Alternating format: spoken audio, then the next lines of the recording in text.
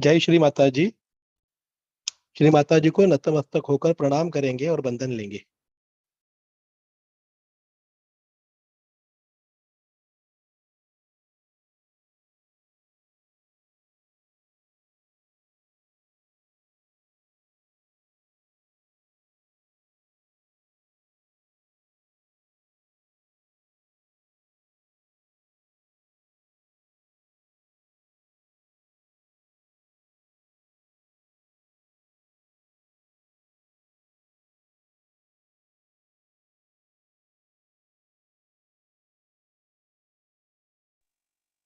तीन महामंत्र व श्री गणेश मंत्र।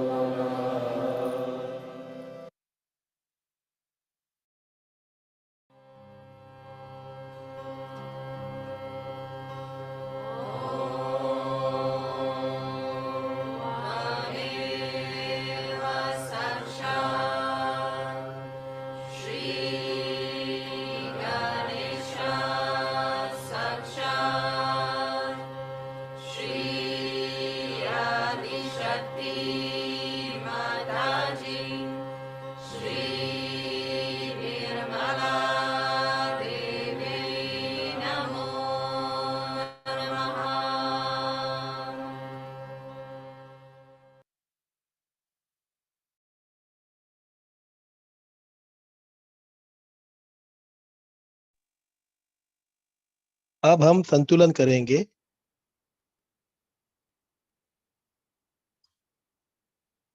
दाया हाथ जमीन पर, बायां हाथ श्री माता जी की ओर। प्रार्थना करेंगे, श्री माता जी हमारी ईड़ा नाड़ी शुद्ध व पवित्र कीजिए।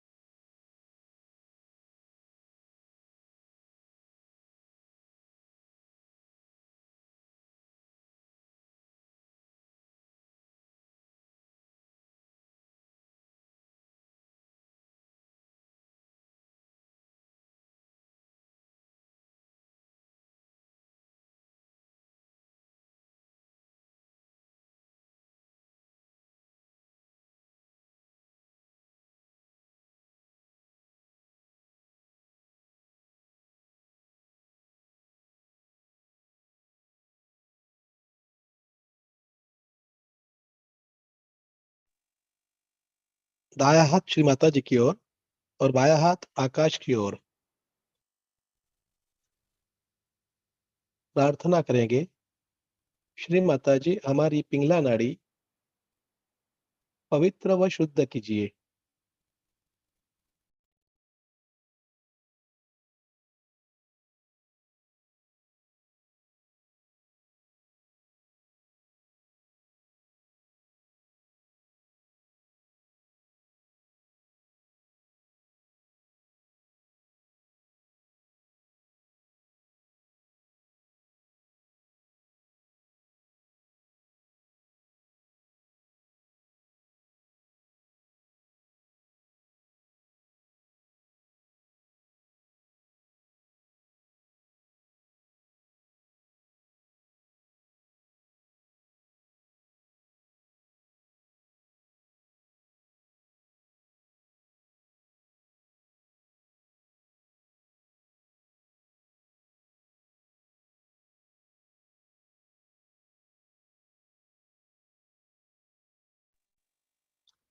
दोनों हाथ श्री माता जी की ओर।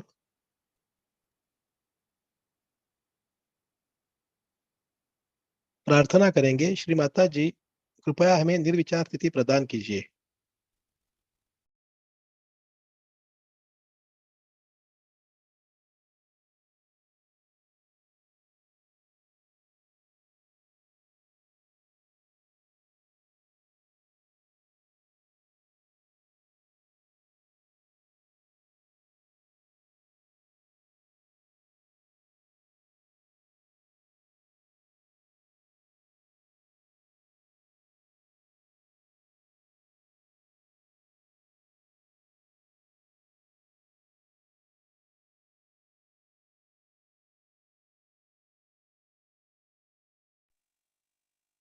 इसी निर्विचार स्थिति में हम श्री माता जी की अमृतवाणी सुनेंगे।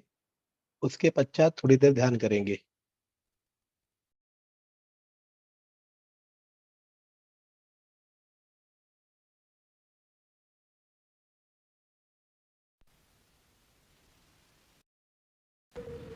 And all such celebrations have a very deep significance.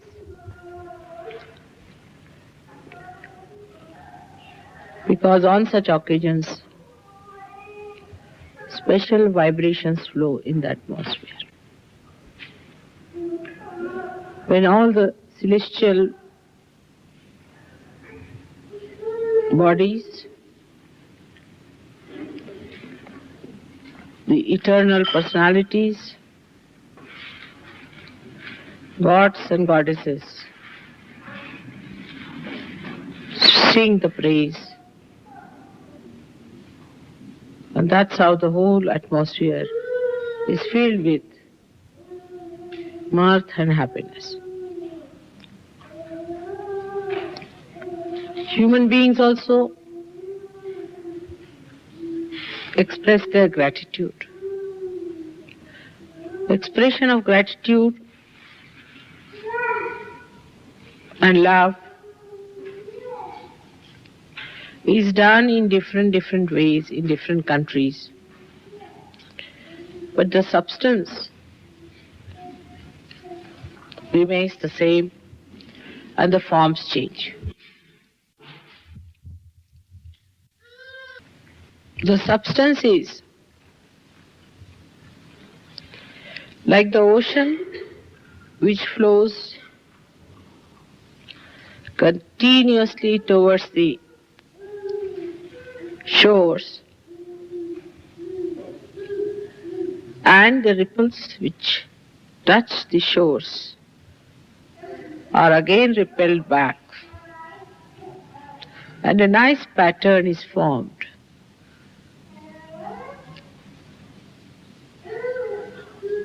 It is such a spontaneous thing, and it's so beautiful. Creates such a beautiful pattern in the atmosphere. All these waves, when they weave together the pattern of love, they soothe human beings, they enchant human beings, and the whole thing is very blissful. On such occasions, a special type of feelings develop, which we cannot express in words. So, the expression could be in any form. But the main thing is the expression. God has expressed Himself by creation, by creating this creation. While the creation has to express its gratitude by glorifying Him. And this play must go on eternally. It's the most beautiful play. Those who indulge into this play lead an eternal life. That life is unending, never breaks, and binds the whole universe with its beautiful music.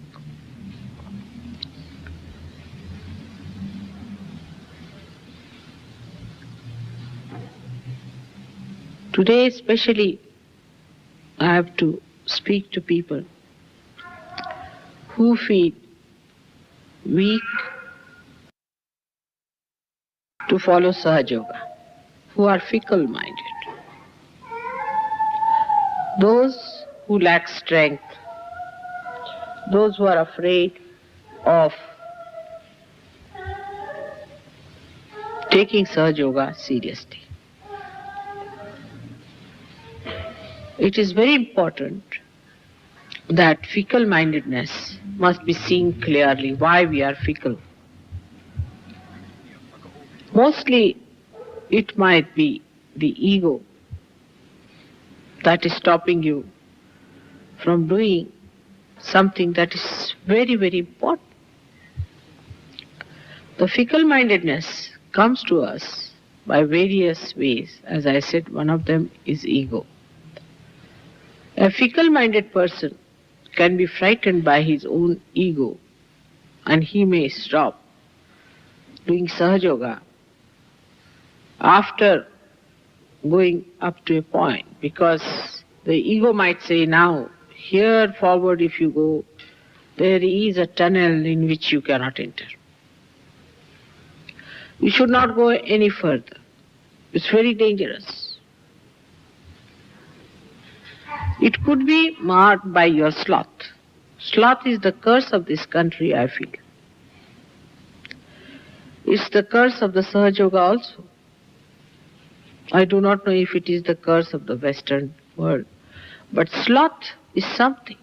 It's like a devil that can keep you very much glued to your own positions and will not allow you to move on. For example, in the morning you get up and you think that, oh, it's all right. What's the need to get up early in the morning? There is no need to do any meditation. I'll do it tomorrow. Otherwise, you start thinking that it can be done after a month. Doesn't matter. Mataji is here. Everything will be all right. But you must know there are so many imperfections within you. And if you do not meditate now, seriously, take it up as a very serious thing, you may lag behind so much that you may be dropped out. Meditation is very important after surgery. You have slept and slept all your life. Sleeping is not so important. You have to today promise me that from tomorrow you all are going to get up in the morning and meditate. I was suggesting that if you take your baths in the morning would be better so that you won't have your sleeping condition. Sloth is such a devious thing that you do not see it. It explains everything. If you say, I'm sick, it will say, oh, you are so sick, you should go to the hospital. If you say, I'm tired, it will say, you are extremely tired. Why should you be so tired? It is nothing but your sloth is telling you that you are extremely tired, you better not do meditation now, you are extremely tired, you better take some rest, is important. Sloth is worse than superego and ego. It is a kind of an inertia which pulls you down. And that inertia you have to really throw away and get out of it. Because it explains everything, you like it because it gives you little comfort, and you want to rely on your sloth. But Krishna has said in Gita that sloth is the worst thing that can happen to human beings. If they take to sloth, if they accept sloth, they will have all explanations for being slothful. Alasya, he calls it, is the worst disease, according to him, for any aspirant of spiritual life. You may think that, you see, I'm not well now, or anything. Sloth can give you any ideas, because I don't have that, so I don't know what ideas it gives you.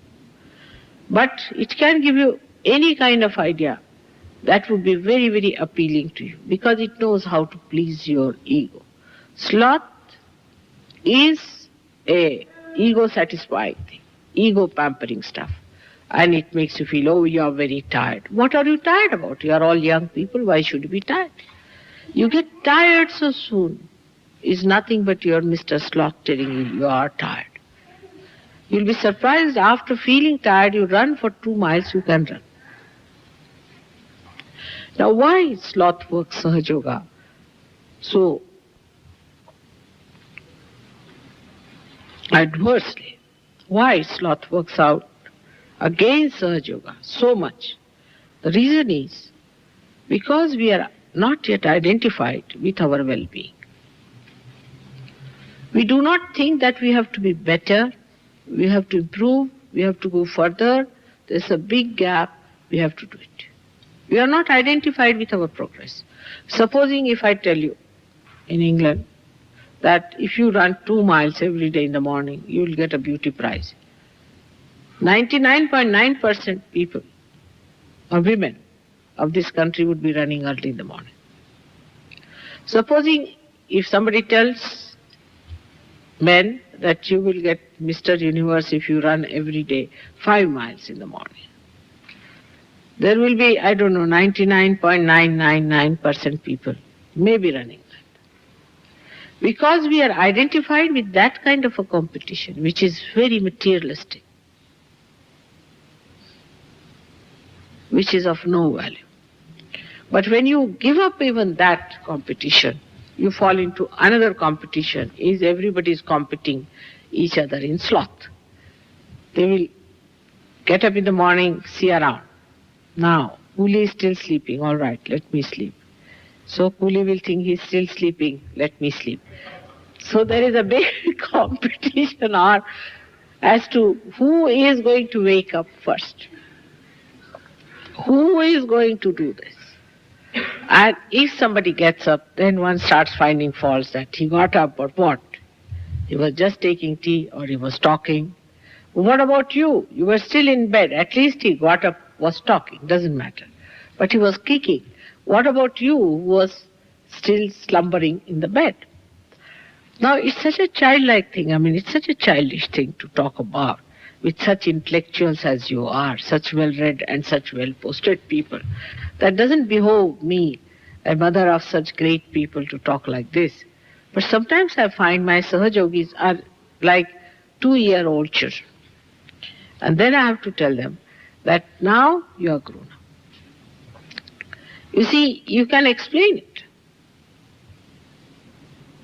But how are you going to explain yourself? Because if you have to grow, if you want your tree to grow, you must change your priorities and your identifications.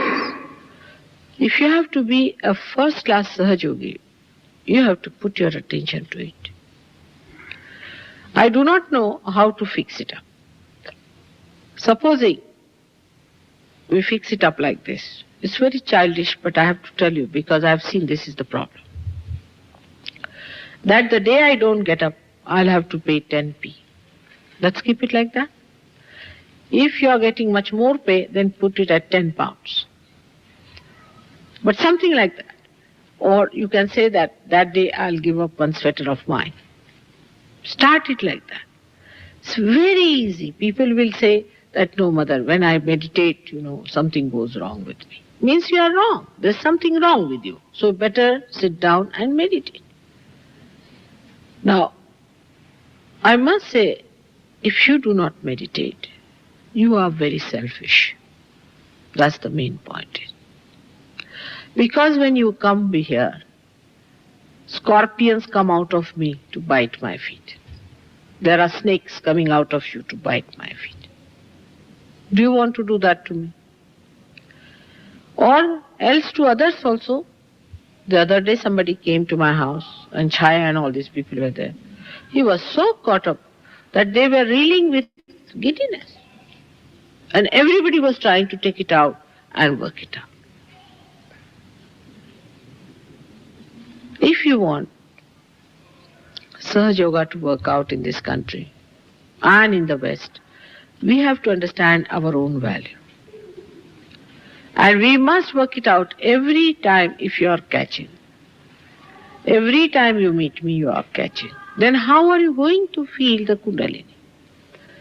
You must know how the Kundalini moves within yourself. Say where it is, how far it has gone. At least, there should be at least 10 people like that, minimum. Because I have worked here so hard. You don't know, I didn't work so many years in India. And there will be at least 80% people who can feel the Kundalini moving. It is here, it is there, it is there. And some people feel over-satisfied with their progress also. It is like a whole group of people going somewhere. Say a tug of war. Even one person moves 2 steps forward than where he is, the whole thing moves. But we do not see to the people who are moving it towards them. What we always see is, how can we compete with the person who is not moving? If he is moving back 2 steps, we can move up back 3 steps. This kind of attitude will not help us. You know that Sahaja Yoga is the only way, is the only method that divine grace has given you, by which you are going to transform the whole world. And lazy lumps, how can they help Sahaja Yoga? Laziness is the worst thing. Today, I know today is not a day to say all these things, but you all have to promise to me that you are going to give up your laziness, swaha. That's what I have seen, that whenever I meet you people, you are caught up. The another thing which goes against Sahaja Yoga is, I have told you 100 times, I don't know how many times, is to talk ill about other Sahaja Yogis. We are all part and parcel of one body. Say we are all part and parcel of one hand. Now, if this finger starts talking ill about this one, what is it going to do? Talking ill about each other is a very wrong thing. So, today also decide that we will never talk ill about anybody else, but we look at ourselves. What is our position? I have seen people passing remarks about other people who themselves are very badly caught up and not worried about themselves. Now, by this, how are you going to improve? If you do not pay attention to yourself and pay attention to others, you cannot improve.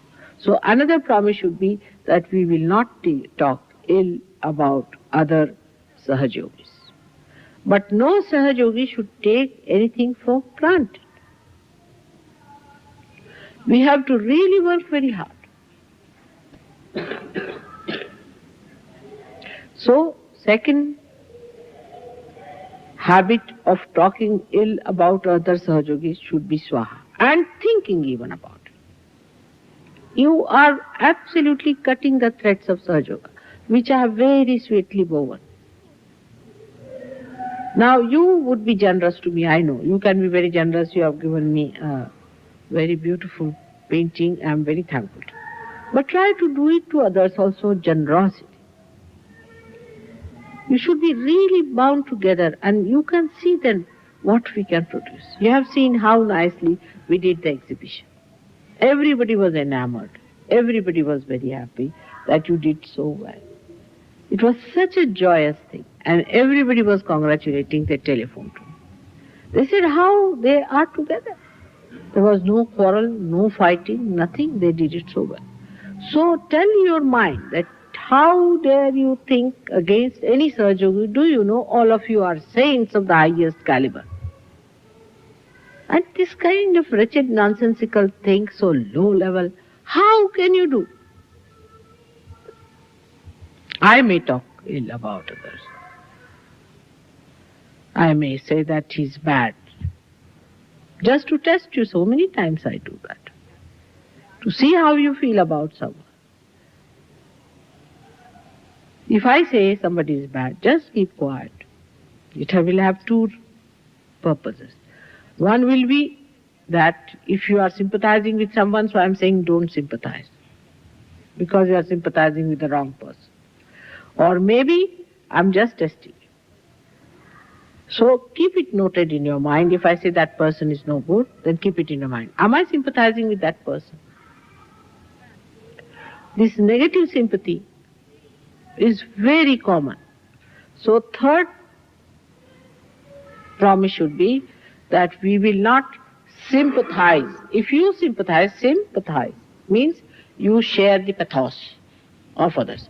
You have to just share the joy of another person.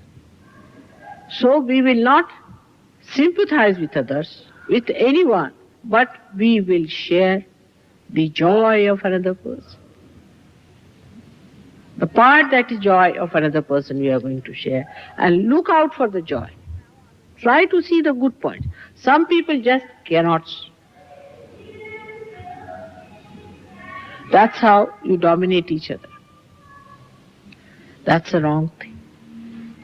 In a growth of vital importance, it is important to know what are the vital parts.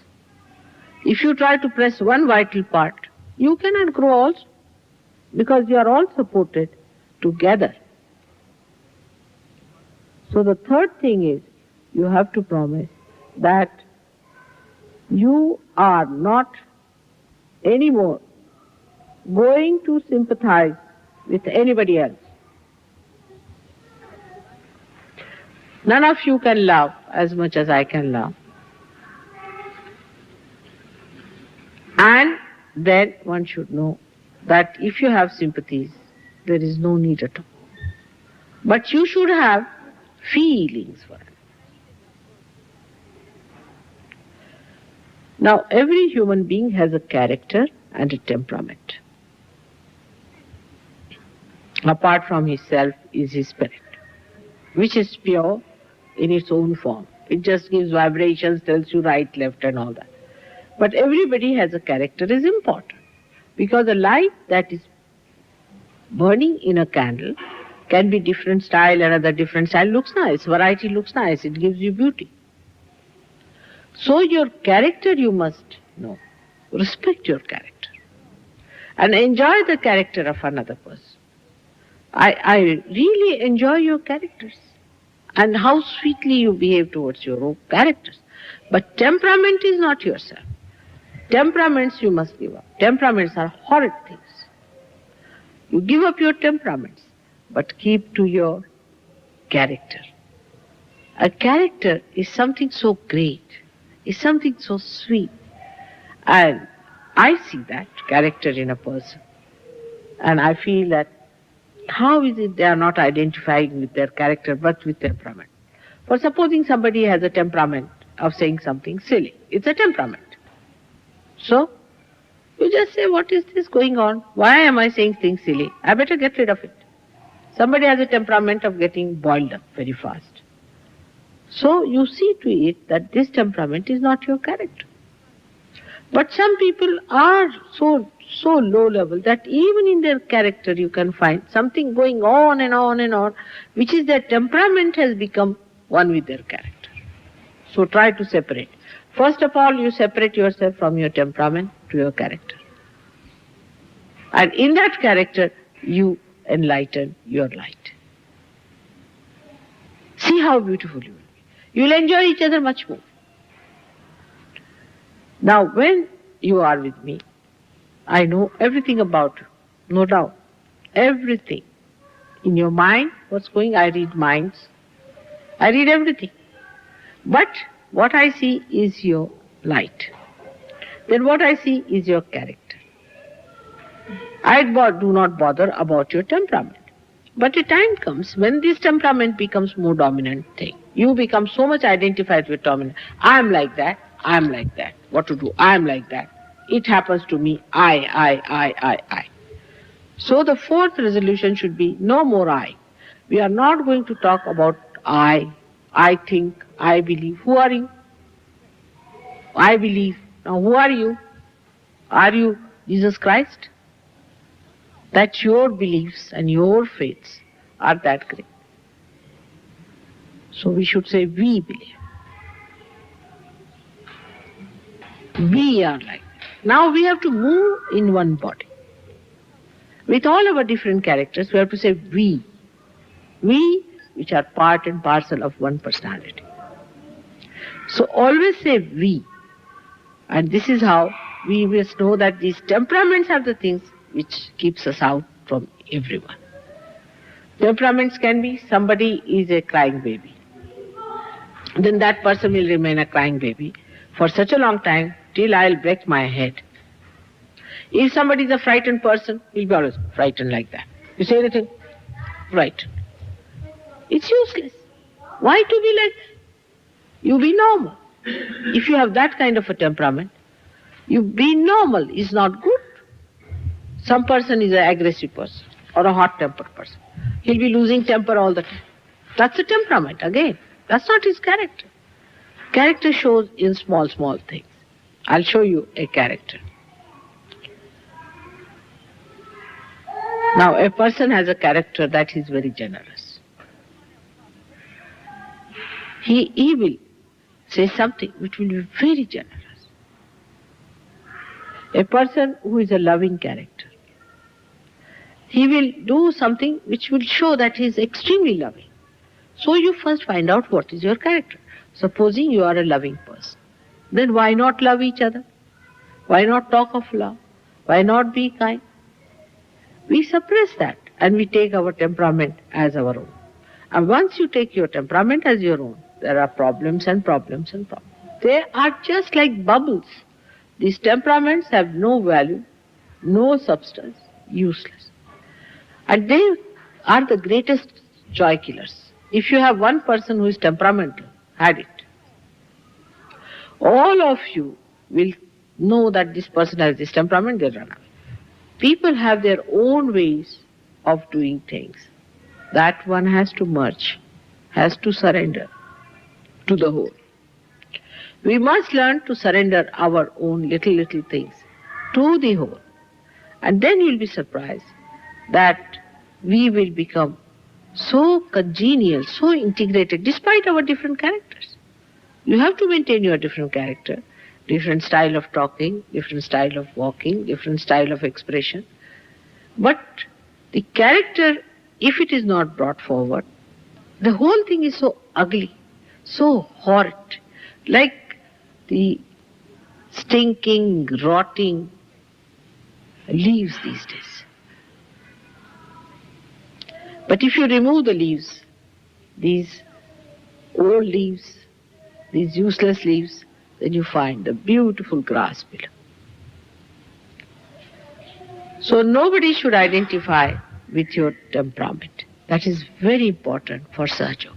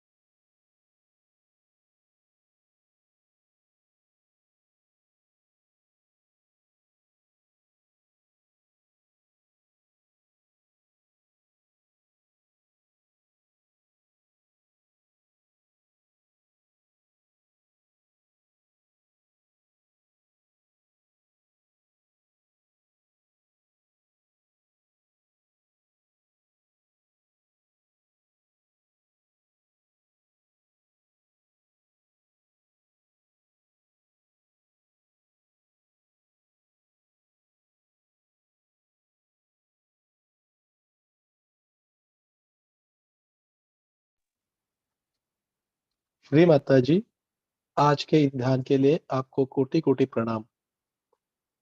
Shri Mata जी को नतमस्तक होकर प्रणाम करेंगे और बंधन लेंगे। जय श्री माता जी।